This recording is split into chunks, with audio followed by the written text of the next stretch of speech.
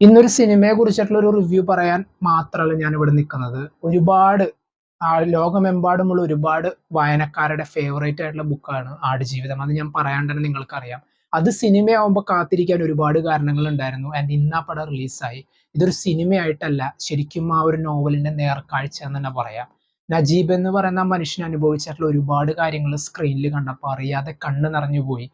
ചില പ്രതീക്ഷകൾ എന്നാലും അസ്തമിക്കാതെ ആ ഒരു അവസ്ഥയിലേക്ക് എങ്ങനെയെങ്കിലും രക്ഷപ്പെടണം എന്നുള്ള ഒരു യാത്രയിൽ ഉണ്ടായിട്ടുള്ള ഒരുപാട് ദുരനുഭവങ്ങള്.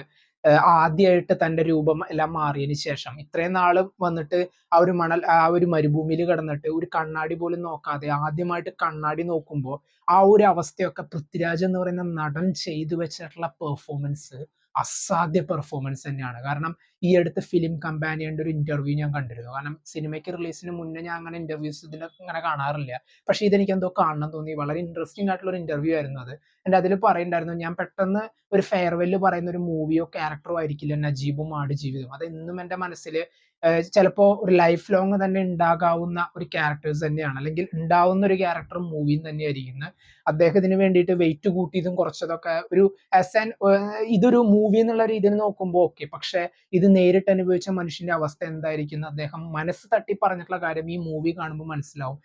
ഈ ബുക്ക് വായിച്ച ഒരുപാട് പേർക്ക് ഈ സിനിമയിൽ ഈ ഒരു പുസ്തകത്തിൽ ഇഷ്ടപ്പെട്ട അല്ലെങ്കിൽ വളരെയധികം വേദനിപ്പിച്ച ഒരുപാട് സീക്വൻസുകൾ ഉണ്ടാവും.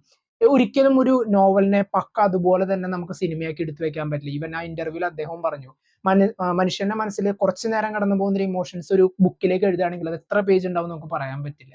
പക്ഷെ ഈ സിനിമയിലേക്ക് വരുമ്പോൾ ഓരോ സീക്വൻസിലും അവിടെ എത്തിപ്പെട്ടതിന് ശേഷമുള്ള നജീബിന്റെ ഒരു അവസ്ഥ, നിസ്സഹായാവസ്ഥ, എനിക്ക് ഇവിടുന്ന് എങ്ങനെയെങ്കിലും പോയാൽ മതി എന്ന് പറയുന്ന ആ ഒരു വോയിസിൽ തന്നെ എത്രത്തോളം സങ്കടവും പ്രതീക്ഷയും അപ്പുറത്തുണ്ട് എന്നൊക്കെ കാണിക്കുന്നത്. അത് കഴിഞ്ഞതിന് ശേഷം തന്റെ രൂപം മാറിയതിന് ശേഷം അള്ളാനെയും ഉമ്മാനെയും വിളിക്കുന്ന ഒരു സീക്വൻസ്, ഇതൊക്കെ കഴിഞ്ഞ് അവസാനം റോഡിലേക്ക് എത്തിയതിന് ശേഷം ഒരു കാറുകാരൻ രക്ഷപ്പെടുത്തിയിട്ട് തൊഴുന്നൊരു സീക്വൻസ് ഉണ്ട്.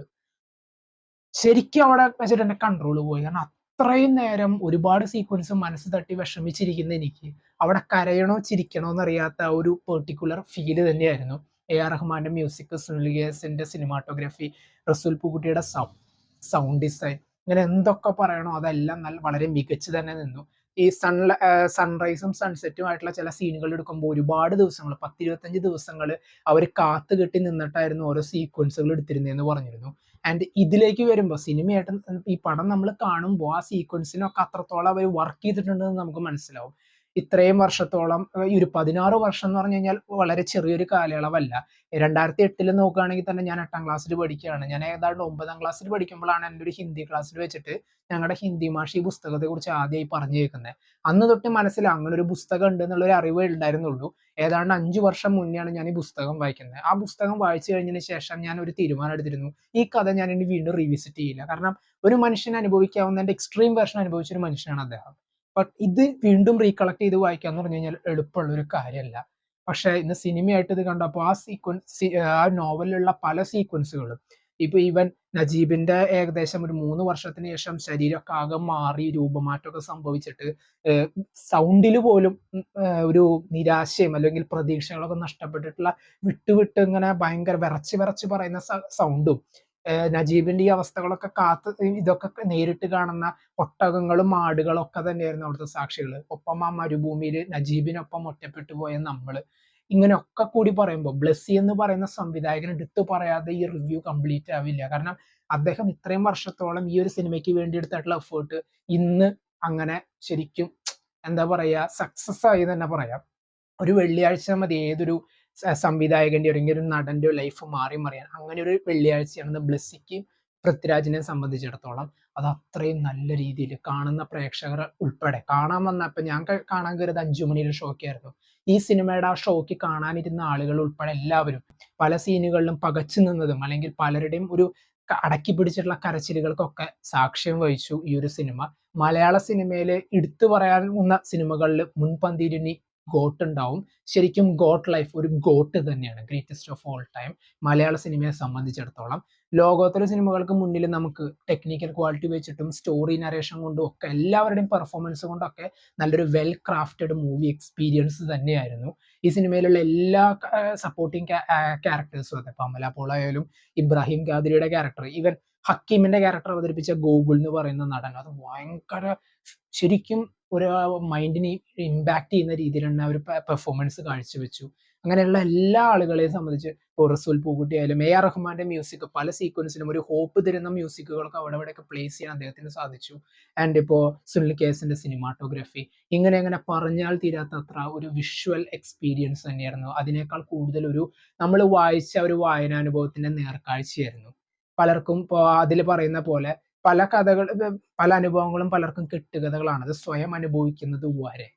ഇന്ന് എനിക്ക് പറയാനുള്ളത്, നിങ്ങൾ ഈ സിനിമ തീർച്ചയായിട്ടും കാണാം. മലയാള സിനിമയുടെ കാര്യങ്ങൾ നമ്മൾ ഇനി ഭാവിയിൽ ചർച്ച ചെയ്യുമ്പോൾ പോലും ഗോട്ട് ലൈഫ് അഥവാ ആടുജീവിതം തീർച്ചയായിട്ടും മുന്നിൽ തന്നെ ഉണ്ടാവും. എന്തായാലും ബ്ലെസ്സിക്കും പൃഥ്വിരാജിനും ഇന്നത്തെ ദിവസം 2024 മാർച്ച് 28 ഒരിക്കലും മറക്കാൻ കഴിയാത്തൊരു ദിവസം തന്നെയാണ്. ആൻഡ് അദ്ദേഹത്തിന്റെ രണ്ടുപേരുടെയും കരിയറിൽ ഒരു നാഴിക കല്ലായിട്ട് തന്നെ മാറി ഈ പടം. ആൻഡ് ഈ പിന്നെ എടുത്തു പറയേണ്ടത് VFX അങ്ങനെയുള്ള സംഭവങ്ങളാണ്. ഇതിൽ ആ ഒരു പാമ്പിന്റെ സീക്വൻസും അല്ലെങ്കിൽ സാൻഡ് വൈപ്പറിന്റെ സീക്വൻസ്, അല്ലെങ്കിൽ അതുപോലെ ആ ഒരു പിന്നെ ആ ഒരു സാൻഡ് സ്റ്റോമും ആ ഒരു മണൽക്കാറ്റിന്റെ സീക്വൻസും ഒക്കെ ശരിക്കും തിയേറ്ററിൽ ഇരുന്ന് കാണുമ്പോൾ ആ ഒരു ഫീൽ അവിടെ ശരിക്കും കിട്ടി. കാരണം ഒരു മണൽക്കാറ്റിൽ അകപ്പെട്ട പോലുള്ള ആ ഒരു visual experience and sound experience ഒക്കെ അവിടെ നല്ല രീതിയിൽ അവർ ടെക്നിക്കലി എന്താണോ സിനിമയിൽ ഉദ്ദേശിച്ച കാര്യങ്ങൾ അത്രയും നല്ല രീതിയിൽ ഇമ്പ്രൂവ് ചെയ്ത് നല്ലൊരു ബെസ്റ്റ് ഔട്ട്പുട്ട് തന്നെ കിട്ടി.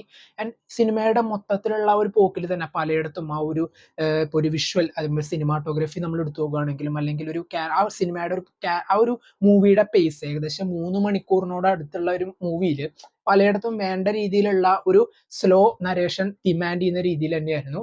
എല്ലാം കൊണ്ടും ശരിക്കും ഇനിയും ചർച്ച ചെയ്യപ്പെടാനായിട്ട് ഒരുപാട് സാധ്യതകളുള്ള ഒരു മൂവി എക്സ്പീരിയൻസ് തന്നെയാണ് ഗോട്ട് ലൈഫ് അഥവാ ആടുജീവിതം.